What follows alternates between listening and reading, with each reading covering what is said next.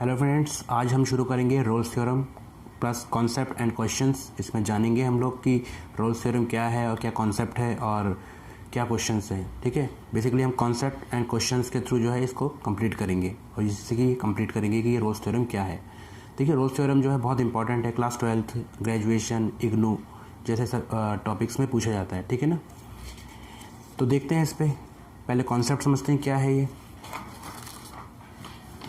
अब देखिए, कॉन्सेप्ट क्या है कि अगर कोई फंक्शन है मेरे पास, ठीक है, और वो फंक्शन जो है डिफाइन है किस पे, ए बी के ऊपर। ठीक है, ये ए बी है आपका। तो पहली कंडीशन क्या है कि वो कंटिन्यूस होना चाहिए। ठीक है, जो फंक्शन है वो कंटिन्यूस होना चाहिए ए बी पर। देन सेकंड क्या है, डिफरेंशिएट होना चाहिए ए बी पर। एंड देन वो फंक्शन जो वैल्यू डाली जाए ए और बी इस फंक्शन के अंदर, वो क्या होनी चाहिए, इक्वल होनी चाहिए। ठीक है, और फिर उस फंक्शन को डिफरेंशिएट करके उसके अंदर एक सी वैल्यू डाली जाए रियल नंबर से ही, और वो 0 के इक्वल रख देना चाहिए। उसको जो सी है वो इसके अंदर आना चाहिए। ठीक है, अब कहने का मतलब क्या है, इस क्वेश्चन के थ्रू समझते हैं। ये रहा मेरे पास फंक्शन है, ठीक, और ये मेरे पास वैल्यूज़ हैं एक्स की। तो यहाँ पर मैं वैल्यूज़ ले लेता हूँ, यहाँ पर सॉल्यूशन। ठीक, अब देखिए, जैसे मेरे पास ये फंक्शन है x² प्लस 2x माइनस 8। ठीक, अब मैं यहाँ पर x भी लिख लेता हूँ ये। ठीक, ये फंक्शन मैंने लिया एंड देन x जो है इसके अंदर बिलोंग करता है। ठीक है, x का मतलब क्या है, यानी x जो है इसके अंदर ही आना चाहिए। जैसे कहने का मतलब ये है कि -4, -3, -2, -1, 0 एंड 1 एंड 2। ठीक है, इसका मतलब ये है कि जो x है वो इस नंबर के बीच में ही होगा। ठीक है ना, -4 से छोटा होगा और 2 के बराबर हो सकता है। ठीक है, यानी इनके बीच में ही होना चाहिए। अब देखिए, यहाँ पर क्या है, सिंस मैं मान लेता हूँ जो फंक्शन है मेरे पास, ये जो फंक्शन है एफ एन जो मैंने लिखा है ना, फंक्शन है, ये कंटिन्यूस भी है एंड देन डिफरेंशिएबल भी है। ठीक, किसके ऊपर, ऑन आर जो ये नंबर दिया हुआ है, आर ही तो है, ये रियल नंबर ही तो हैं सारे। ठीक है, तो यहाँ पर मैं इस तरीके से लिख लेता हूँ। फर्स्ट एफ एक्स जो है मेरे पास क्या है, इस डिफरेंशिएबल इसके अकॉर्डिंग। ठीक है, डिफरेंशिएबल ऑन, या फिर सीधा पहला पॉइंट कंटिन्यूस था ना, एफ एक्स इज कंटिन्यूस।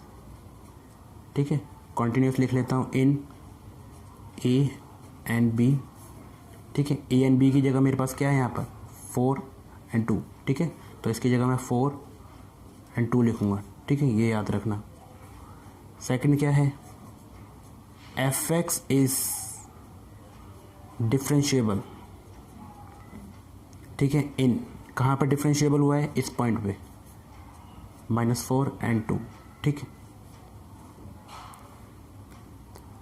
अब देखिए जो थर्ड है, मैं क्या करूँगा, ये जो फंक्शन था मेरे पास, ठीक है, ये जो फंक्शन है F x, x² plus 2x minus 8, इसके अंदर ये बारी बारी से ये जो वैल्यू है ना a एंड b पुट करूँगा।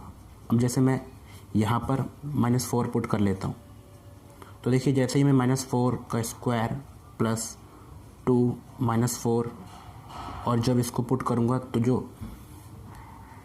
ये जो फंक्शन आया है, ठीक है, -4, ये कितना आएगा मेरे पास, 0। ठीक है, आप इसको चाहें तो सॉल्व करके देख सकते हैं।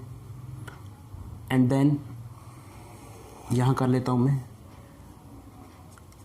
f, यानी ये वैल्यू है, इसको लेंगे 2, इस फंक्शन के अंदर डालते हैं, x² प्लस 2x माइनस 8। अगर मैं इसके अंदर ये 2 डालता हूँ तो 2 का स्क्वायर प्लस 2 एंड 2 -8, तो ये भी कितना आएगा मेरा, 0। ठीक है, तो मैं ये कह सकता हूँ f-4 एंड देन f2 जो है मेरा क्या है, बराबर है। ठीक है, इसके अकॉर्डिंग, यानी 3 जो है मेरा, ये प्रूफ हो रहा है मेरा। ठीक है, तो हम इतना तो कह सकते हैं कि this means that condition, that all condition of Rolle's theorem are satisfied. ठीक है, by fx in 4 2. ठीक है, यानी बहुत सिंपल है कि सबसे पहले मैंने ये बताया कि ये कंटिन्यूस होना चाहिए एंड देन ये डिफरेंशिएबल होना चाहिए. उसके बाद सिंस कि जो fx है यानी तीसरे स्टेप के अंदर मैंने क्या किया कि ये 4 को डाला इसमें. ठीक है, एंड देन सेकंड में क्या किया मैंने 2 को डाला और ये देखा कि ये बराबर आना चाहिए. देखिए मेरा बराबर आ रहा था, ये भी 0 आ रहा था. f-4 अगर फंक्शन में डाला है और f के अंदर 2 डाला है तब भी 0 आ रहा था, यानी ये फंक्शन बराबर है, एक दूसरे के इक्वल है. तो मैं ये कह सकता हूँ कि ये इट मीन्स कि ये थ्योरम जो है सेटिस्फाई हो रही है. रोल्स थ्योरम इसमें लग सकती है. आगे करते हैं हम लोग.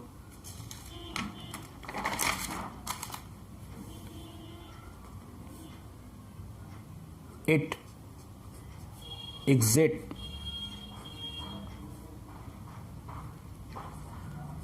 at least one real C. देखिए एक नंबर ऐसा होना चाहिए जो इसके अंदर बिलोंग करना चाहिए -4 से और 2 के बीच में. ठीक, अब देखिए मैं क्या करूँगा, जो fx था मेरे पास, fx क्या था मेरे पास, यहाँ आप देख सकते हैं fx था मेरे पास ये x² + 2x - 8, x² + 2x -8.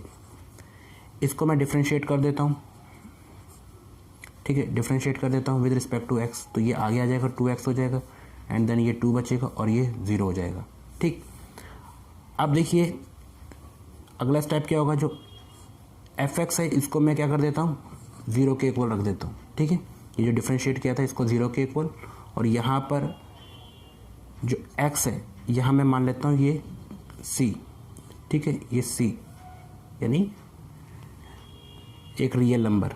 तो मैं इसको इस तरीके से डाल देता हूँ f(c) = 0 और यहाँ पर जो फंक्शन को डिफ्रेंशिएट किया था 2, यहाँ c डाल दूंगा मैं +2 = 0. समझ रहे हो आप मेरी बात, ये इस तरीके से. यानी ये जो था इसके अंदर मैंने क्या किया, c पुट कर दिया इस फंक्शन के अंदर और किसके इक्वल रख दिया 0 के अंदर. ठीक है ना, क्योंकि यहाँ पर जो कॉन्सेप्ट था उसमें था कि डिफ्रेंशिएट करके उसके अंदर c रखना है और c की वैल्यू आनी चाहिए इसके अंदर जब c की वैल्यू निकालेंगे.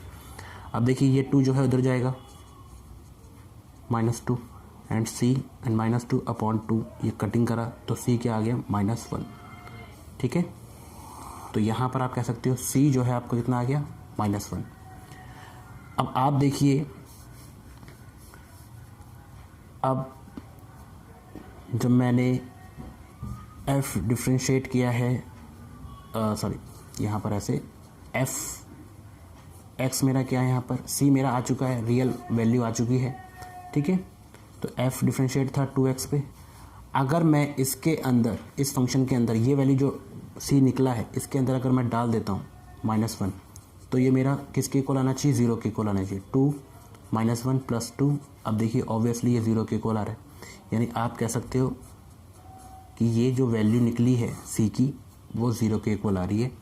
यानी जो -1 है मेरा बिलोंग करता है इसके अंदर. ठीक है, जो मेरे पास ए बी था. ठीक है, -4 एंड 2.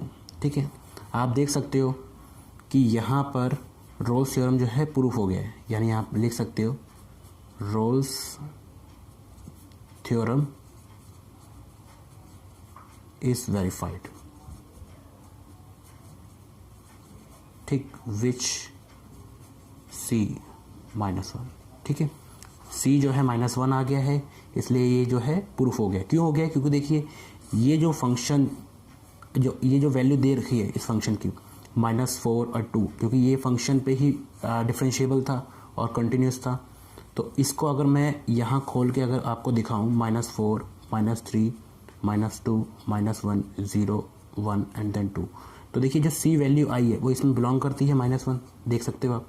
तो इसीलिए कह सकते हैं कि ये जो है थ्योरम प्रूफ होगी। एक बार फिर से देख लेते हैं। कॉन्सेप्ट में यही था कि जो फंक्शन है वो इस पे डिफाइन होना चाहिए, ठीक है। तो पहला पॉइंट क्या था, कंटिन्यूस होना चाहिए इस पे। सेकंड क्या था, डिफरेंशिएबल होना चाहिए। एंड देन जो भी वैल्यू डाली जाए a एंड b वो इक्वल आने चाहिए, और उसके बाद फंक्शन का डिफरेंशिएट करके c जो है इक्वल करना है 0 के। तो ये क्वेश्चन था हमारे पास, ये दिख रहा है हाईलाइट में, f(x) equal to x² plus 2x minus 8 इस पे।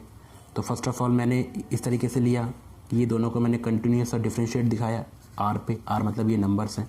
तो पहला पॉइंट मैंने डाला कि f(x) जो है कंटिन्यूस है, ठीक है, इन दोनों पॉइंट्स के ऊपर। दूसरा है डिफरेंशिएट है, इन दोनों पॉइंट में डिफरेंशिएट है। और फिर थर्ड में मैंने क्या किया, f(x) जो था उसके अंदर -4 डाला, यहाँ पर है -4, ठीक है, तो 0 आ गया। फिर 2 डाला तो 0 आ गया, तो जिससे ये जो है वैल्यू बराबर आई इस पॉइंट थर्ड के अकॉर्डिंग, ठीक है।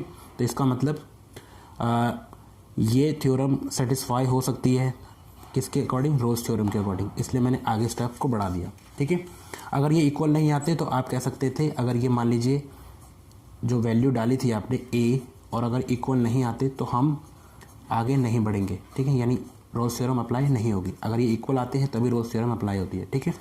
फिर आगे हमने क्या किया कि जो एटलीस्ट वन नंबर एक आना चाहिए, इनमें से एक नंबर, तभी रोल्स थ्योरम अप्लाई होगी। तो फिर क्या किया हमने, f(x) ये था, हमें उसको डिफरेंशिएट किया और उसके अंदर c पुट किया, और c को जो वैल्यू थी f(x) की, यानी डिफरेंशिएट करके वो 0 के इक्वल रखी। फिर c की वैल्यू हमने निकाल ली, ठीक है। जब c की वैल्यू निकाली तो हमने फिर से, यानी ये जो फंक्शन था इसके अंदर -1 डाला, जो c की वैल्यू थी वो डाली, और उसके अंदर 0 आ गया, तो आगे हम कहेंगे कि ये जो है इसके अंदर आ रहा है, -1 इस फंक्शन के अंदर आ रहा है।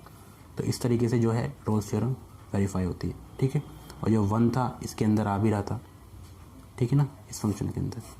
आई होप कि कॉन्सेप्ट और रोल्स थ्योरम आपको समझ में आ गई होगी, ठीक है। इसी के साथ ये लेक्चर हम कंप्लीट करते हैं। Thank you.